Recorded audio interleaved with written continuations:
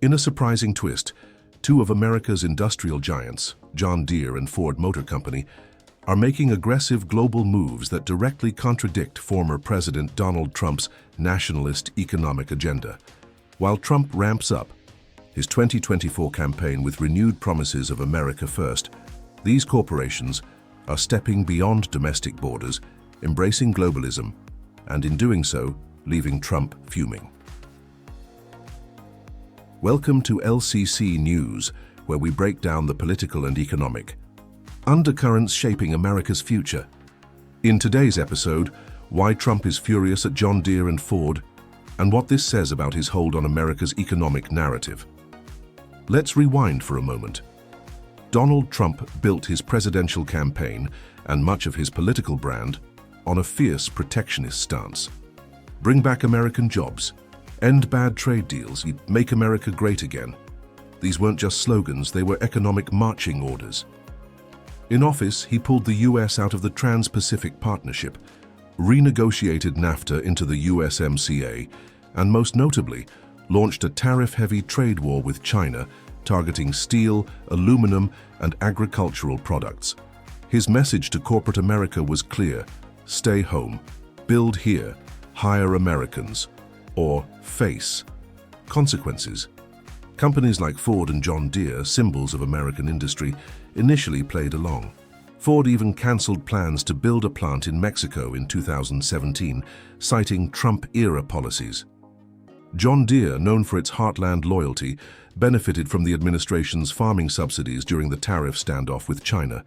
But now, that alignment is cracking. John Deere isn't just selling tractors anymore. The Illinois-based Titan is making bold moves to become the global leader in agriculture technology, particularly autonomous farming equipment and precision agriculture powered by AI. In recent months, Deere announced a series of expansions across Europe, Brazil, and India.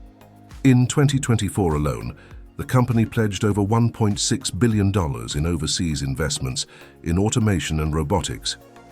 Here's the catch.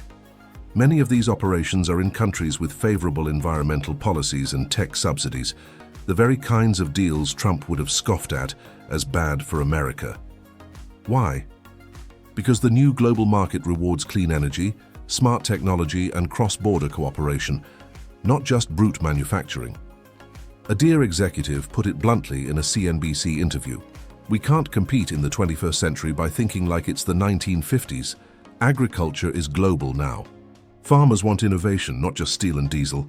It's not just about tractors. It's about data, automation, satellites, and software. And for that, Deere is thinking far beyond Kansas and Iowa." Meanwhile, Ford, long hailed as a poster child for American-made pride, is fully embracing the electric revolution. Under CEO Jim Farley, Ford has doubled down on EVs, investing over $50 billion in battery plants, R&D, and global partnerships. Yes, global.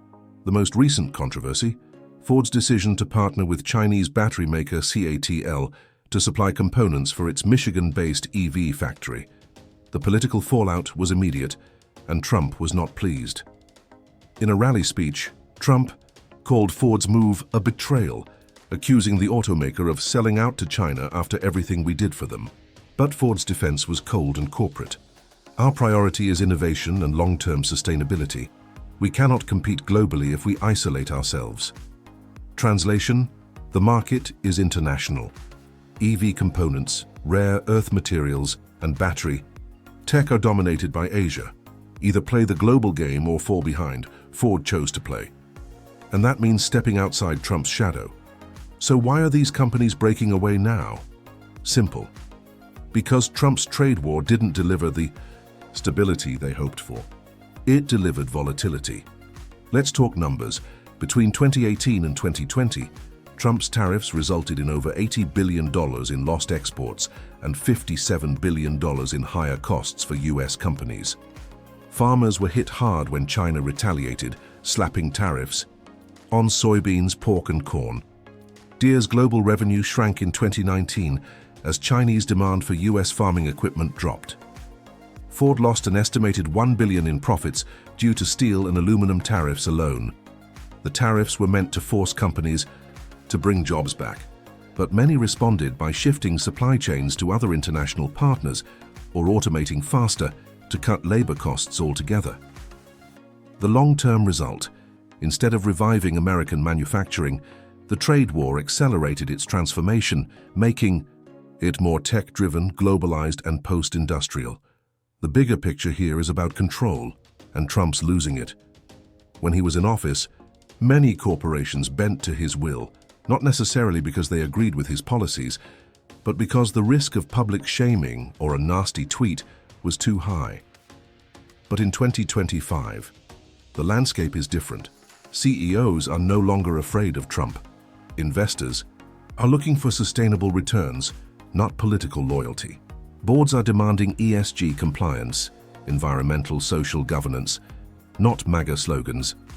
In fact, a recent poll by Morning Consult found that 72% of Fortune 500 executives prefer predictable, globally integrated policies over populist nationalism. As one political analyst said, Trump shaped the narrative, but now corporations are writing their own.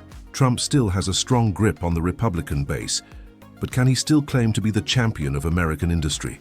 If Ford and John Deere are drifting away, what happens when other companies follow suit? Even Elon Musk, once praised by Trump, has distanced himself from protectionist rhetoric, calling global collaboration essential for tech innovation. In 2016, Trump's economic message was simple. We're going to bring jobs back. We're going to build things here again. But now in 2025, voters, especially younger ones, are asking different questions. Who's leading in innovation? Who's addressing climate change?